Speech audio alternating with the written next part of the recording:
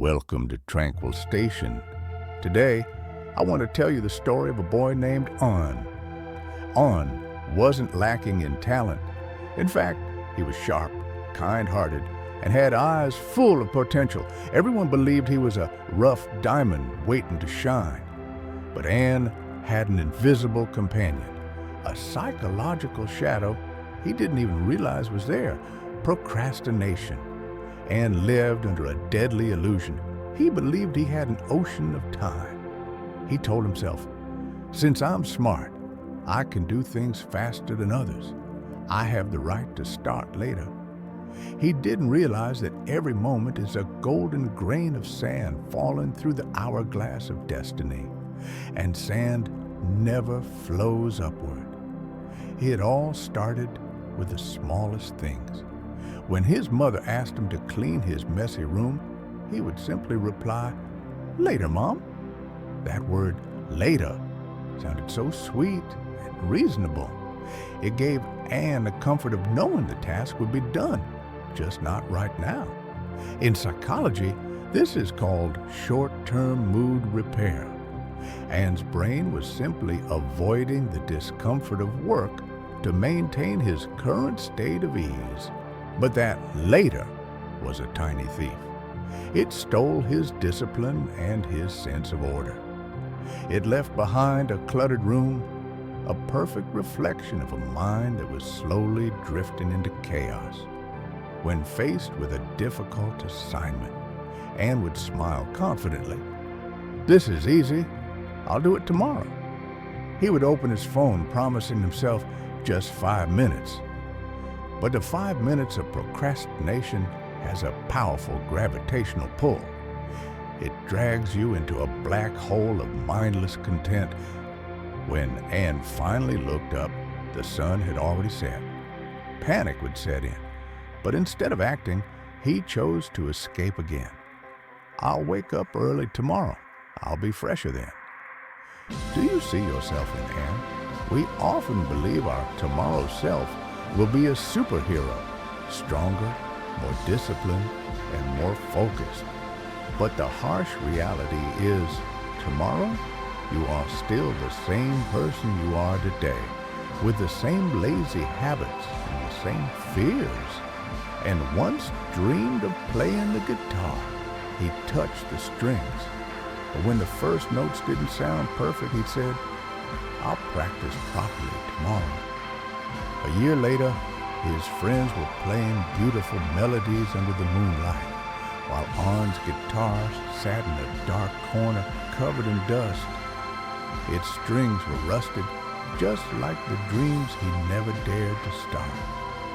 The philosopher Seneca once said, "While we are wasting our time hesitating and procrastinating, life goes on." And had spent his greatest wealth on cheap distractions, only to find himself bankrupt in willpower. Failure in his final exams hitting like a cold splash of water. Looking in the mirror, he saw a boy who was exhausted, brilliant, but with nothing to show for it. The pain of regret began to gnaw at his soul. He realized he was like a man stuck in quicksand. The more he promised tomorrow, the deeper he sank into despair. It was in this darkest moment of failure that Ann knew he had to change. He heard stories of a wise sage living at the edge of town. With a heavy heart and a mind full of questions, Ann did something he didn't postpone. He took the first step to find the truth. That encounter would change his life forever. Ann walked the path to the sage's hut with a heart heavy like lead. When he finally sat before the wise man, he couldn't hold back his tears. "I'm not a bad person," he sobbed. "I'm not foolish. But why do I always let everything slip away? Why does later always turn into never?" The sage didn't offer a schedule or a scolding. Instead, he smiled with eyes that seemed to look directly into Ann's soul. "Ann," he said softly, "you aren't lacking talent. you are simply living like a billionaire who spends gold like it's trash. Let me tell you about a man who was given the keys to a kingdom. The sage began. Long ago, there was a generous king who met an old classmate, a man who had become poor, bitter, and full of excuses. To help him, the king offered a miracle. Tomorrow, the king said, from sunrise to sunset, the gates to my treasury will be open for you. Whatever you can carry out by yourself will be yours forever. But remember, when the sun sets, the gates close for good. This wasn't just gold. It was a new destiny. But it came with a single, brutal boundary: time. At dawn, the gates opened. But did the man rush in? No. He looked at the rising sun and thought, I have the whole day. Why hurry? He went to a tavern and had a long, slow breakfast. He savored every bite, thinking he was being wise by gathering his strength. In psychology, this is the illusion of abundance. Like in scrolling through his phone in the morning, the man believed that because he had the whole day, wasting 1 hour didn't matter. But he didn't realize that the tiny thief was already at work. By afternoon, the sun grew hot. The man arrived at the palace but felt a bit tired. Just a quick nap, he whispered to himself. I'll be much faster if I rest for a few minutes. He lay down under a cool, leafy tree. The sage turned to Anne and said, You see, laziness never appears as a monster.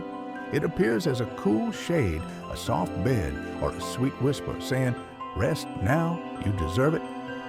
The man slept while the sun, the universe's eternal clock, moved on without mercy. When he finally woke up, the sky was stained with the deep red of twilight. He ran. He ran like his life depended on it. But as he reached the palace, a heavy metallic thud echoed through the air. The gates were shut. The man fell to his knees, his hands empty, his heart shattered.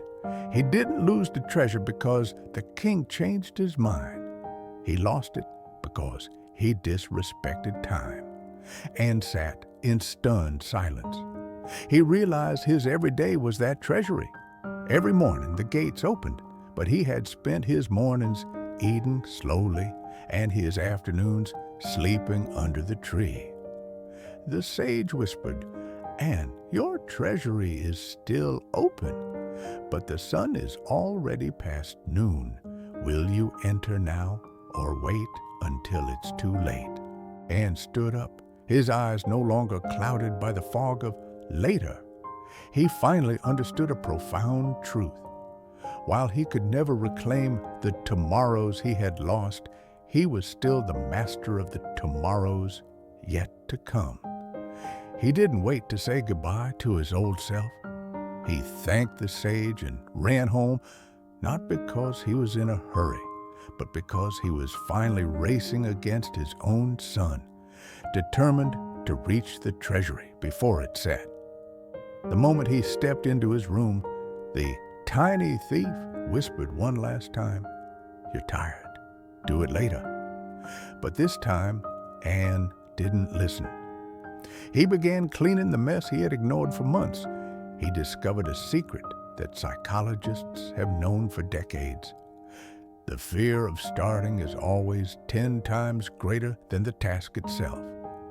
Once he took the first step, the weight of procrastination began to lift, replaced by the incredible lightness of action.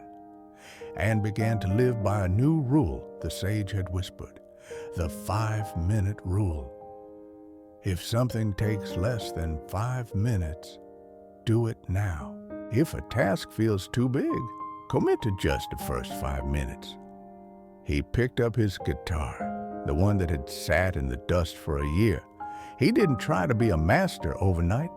He just played for 5 minutes, then 5 minutes the next day. He realized that consistency is the only weapon powerful enough to slay the dragon of procrastination. A year passed. Ann was no longer the boy known for being late or leaving things unfinished. He had become the most punctual, reliable, and passionate person in his town. His guitar no longer gathered dust. It sang melodies of joy and discipline, and realized that his real treasure wasn't gold or fame. It was the profound freedom that comes from mastering your own time. He was no longer a slave to later. He was the king of now. And what about you, my friend? Look at the sky of your life. Where is your sun right now? Is it high in the morning sky, or is it already dipping toward the horizon? The tragedy of life isn't that we don't have enough time. It's that we wait too long to begin. Your treasury is open right now at this very moment. Don't wait for the gates to slam shut before you realize the gold you've been standing on. Don't wait for tomorrow. Don't wait for the perfect moment. Start now. Start today. Music swells to a powerful finish, then ends with the single soft tick of a clock. Years passed, and Ann became a successful and happy man. But he didn't keep the secret of success to himself. He often spent time under the old tree where he first met the sage, retelling the story of the lost treasury to the village children, especially the young boys with the same clouded gaze he once had. Whenever he met someone struggling with the habit of later, Ann never judged. He would take their hand and say, "I know that feeling. But remember, every morning you wake up, a treasury opens, and you are the one holding the key." And taught them that laziness doesn't kill you instantly. It slowly strips away your potential until all that remains is an empty shell of regret. Success doesn't require innate genius. It requires respecting every single moment of the present. Now, Ann doesn't just play the guitar for himself. He teaches music to eager souls. He doesn't just manage tasks. He guides others in mastering their lives. His legacy isn't what he owns, but the precious moments he has helped others reclaim. Thank you for listening to Ann's journey. Your treasury is still open, and the sun is still shining. Don't be the man who sleeps under the tree. Step inside and claim what belongs to you. Do not feel guilty for the days you've lost. The past is a canceled check, but the present is the cash you hold in your hand. The treasury isn't far away. It lies within your next 5 minutes. Will you use them to start or to wait? We believe that everyone is the king of their own kingdom of time. Leave a comment below about the one thing you will do today. Let that be your first commitment to yourself. English. Thank you for visiting the Station of Peace. If this story touched your soul, please share it with a friend who also needs a wake-up call. Subscribe to join us as we journey further into discovering our true selves. Wishing you a peaceful and fulfilling day. Take action right now.